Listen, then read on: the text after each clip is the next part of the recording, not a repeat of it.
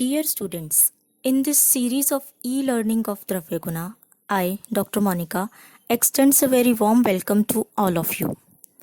Today, we are going to discuss a topic which is extraction of active constituents from medicinal plants. You are well aware that medicinal plants constitutes an effective source of traditional as well as modern medicines. Even about 80% of our rural population, it depends on the medicinal plants for their primary healthcare need. They are the richest source of nutraceuticals, cosmeceuticals, and pharmaceutical industries. They are backbone of folklore medicine and synthetic drugs. Many of the synthetic drugs they are derived from these medicinal plant or natural products. Many synthetic drugs like the artemisinin, which is a popular anti-malarial drug, it is extracted out from the herb Artemisia annua. Similarly, digitoxin is extracted out from digitalis plant. Very potent anti-cancerous medicine, paclitaxel, it is extracted out from Taxus brevifolia. And similarly, silmarine, which is a potent medicine in liver disorders, hepatitis especially, it is extracted out from a plant Celebrium marianum. So we saw that many synthetic medicines they are derived from these natural products. We have also encountered many food items in the supermarket which contains the essence of medicinal plants like green teas, especially which is added with tulsi, ginger, ashwagandha teas, some flavored milk, some herbal juices. They all are the food items which are mixed with these natural products.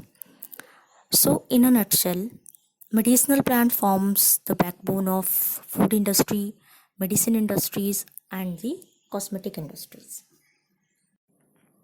Now, we will discuss what is extraction. Extraction is a process of separating the bioactive molecules from the powdered crude drug by using a suitable solvent. Here, the bioactive molecules they are mainly the secondary metabolites which are found in the plants like the alkaloids, tannins, saponins, glycoside, flavonoids, and many more. The solvents which is used for extraction is known as the menstruum, and the inert insoluble material that remains after the extraction is known as mark. The end product which is extracted out from the useful part is known as the extract, and the phytochemicals which are present in the extract are known as active principle. So the purpose of extraction is to attain the therapeutically desired portion like the alkaloids, glycosides from a plant tissue, and to eliminate the unwanted material from the tissue by treating it with a suitable solvent. Broadly, there are four methods for recovering the secondary metabolites from a plant material. These are namely steam distillation, pressing, and extraction. The main focus is on extraction, which we are going to discuss here in detail.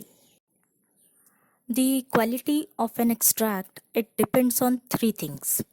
First one is the quality of the crude drug which is used. Second, the solvent which is used for extraction. And the third one is the procedure or the process technique which is followed for the extraction. So the first one, that is the plant material. The plant material used, it should be authenticated and properly standardized first before it is subjected to extraction process. Similarly, the solvent used, it should be capable of penetrating the tissue of the drug. It should have solubility for the active metabolites of the drug. Low toxicity, ease of evaporation at low heat, preservative action, and promotion of rapid physiological absorption of the extracts. There are some of the other principles which a good solvent should possess. Water, alcohol, ether, chloroform, petroleum ether, nitrous oxide, acetone, ethyl acetate, propane, butane, glycic acid, etc. These are some of the common solvents which are used during the extraction process or procedure.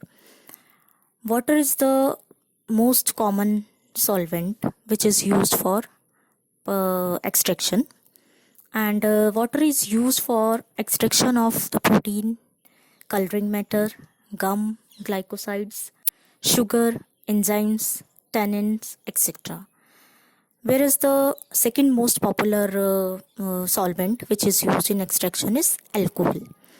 Alcohol is used for the extraction of alkaloids, glycosides, volatile oil, resins, tannins, and salts. This is the list of solvents which are specifically used for the extraction of a particular metabolite. For example, if we want to extract out an alkaloid from a plant material, we should prefer to use ethanol or the ether as a solvent. This is the general methodology adopted for extraction. First, we have to collect a plant material or plant part, then get it authenticated from an approved source. Then it should be subjected to drying. We should preferably we should take shade drying. After proper drying, make it into a coarse powder by a mechanical grinder or the mixer. This powder is then used for the extraction process or procedures. The techniques of extraction, they are broadly divided into 8 categories.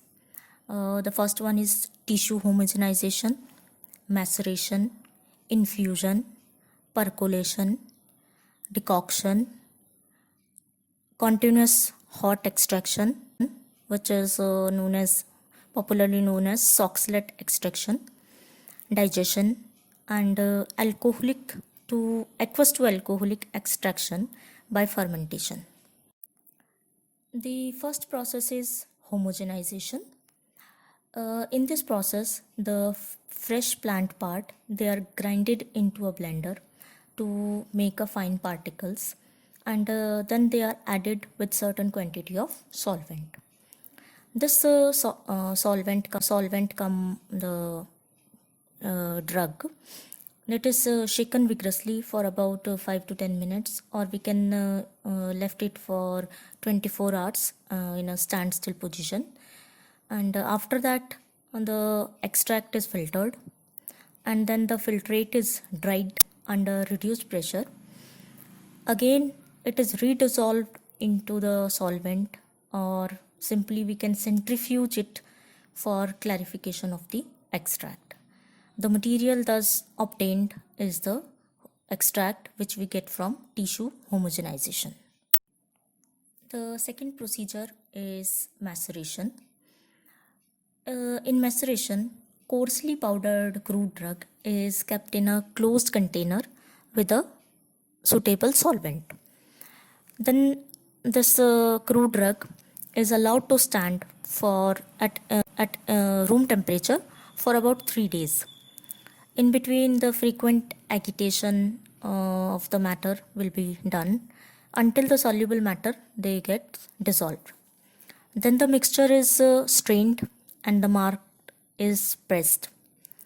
After this, after sanding or keeping aside the container, the combined liquid is then clarified by means of filtration or decantation. Infusions.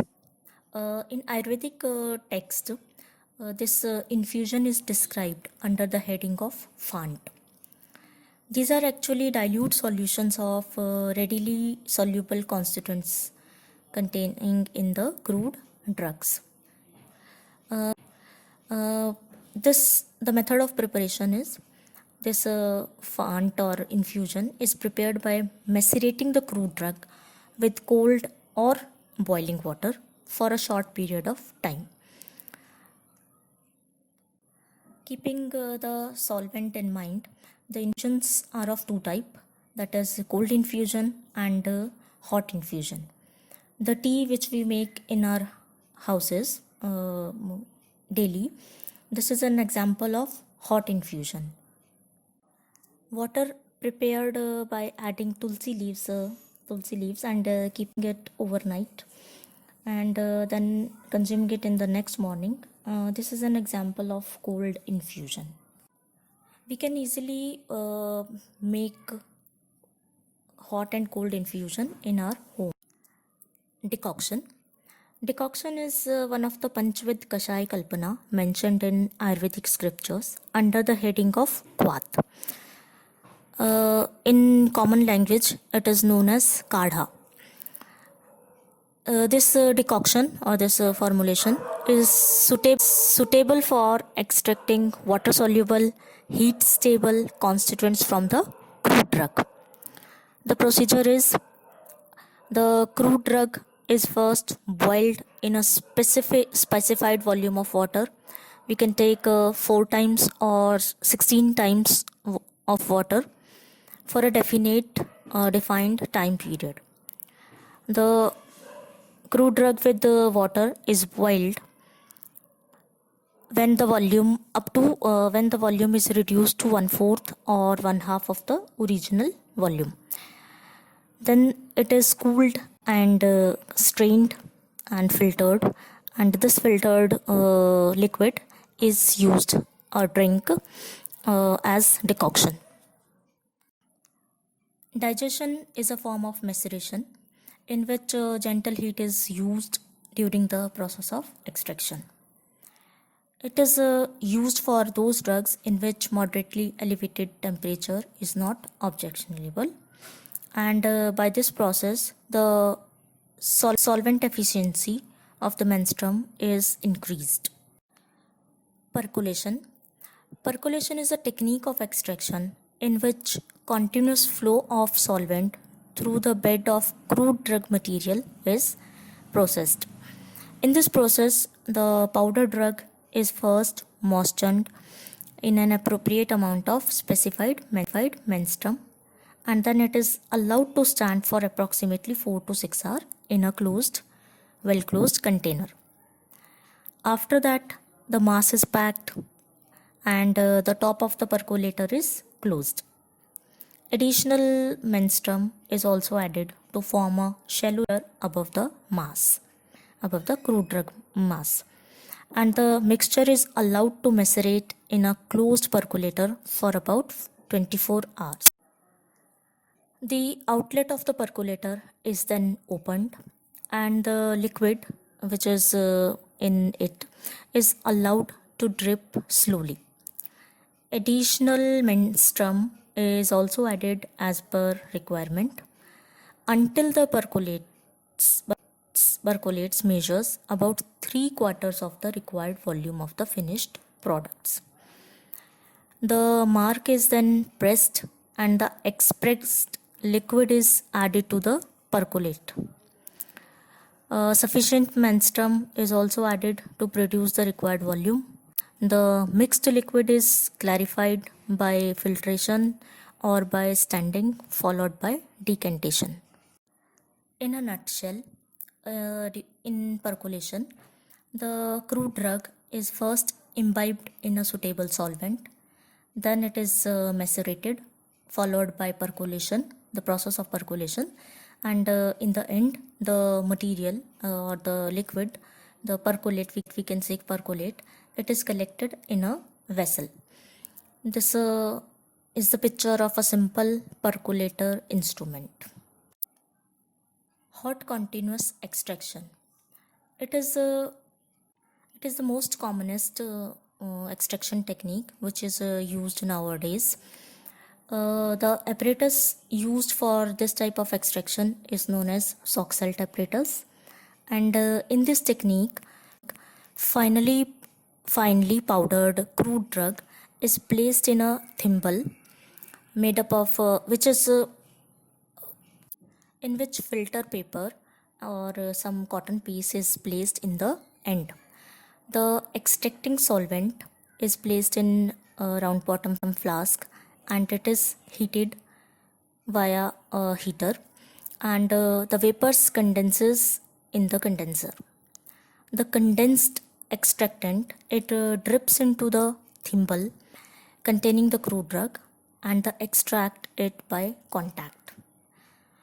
When the level of liquid in the chamber it rises to the top of the siphon tube, the liquid content of the chamber it falls into the round bottom flask or the round bottom flask.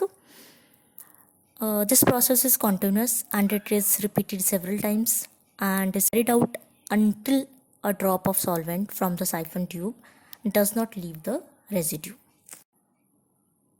This is the picture of a Soxhlet apparatus which is used for hot continuous extraction. This apparatus has mainly three parts. The first or the below part is known as the round bottom flask or the RBF, and this is the part which is in contact with heat via electric heater. The second part is the extractor in which the crude drug is placed. We can also call it as paper thimble, or in which the solvent is placed from above.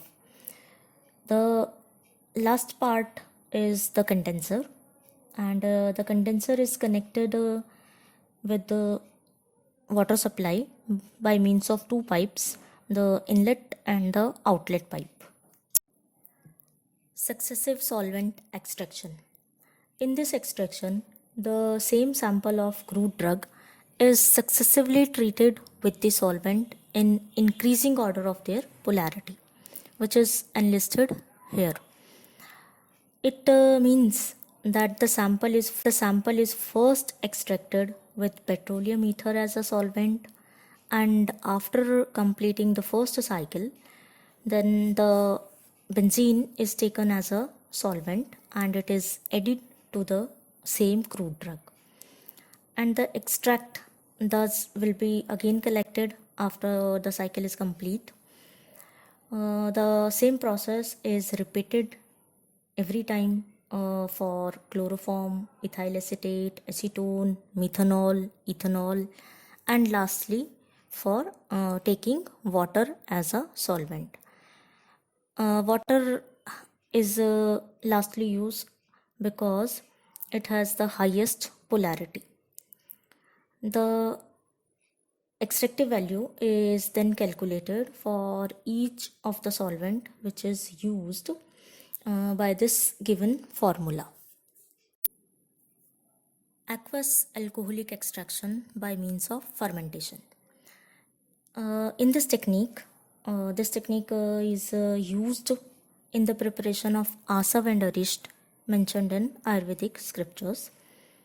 In this process, the crude drug is first soaked in water for a specified period of time. The crude drug is taken in the form of coarse powder, or we can also take some decoction. It will then undergoes fermentation by itself after keeping it for a long period of time, and alcohol is generated in C2. This aqueous alcoholic extract is known as asav or arisht. This asav or arisht has twofold benefits. It facilitates the extraction of active constituent first, and as well as it generates alcohol which is serves as a preservative for that formulation. This picture clearly shows the entire process of fermentation or the preparation of asab and arisht. Finally, thank you so much, dear students, for your patience hearing.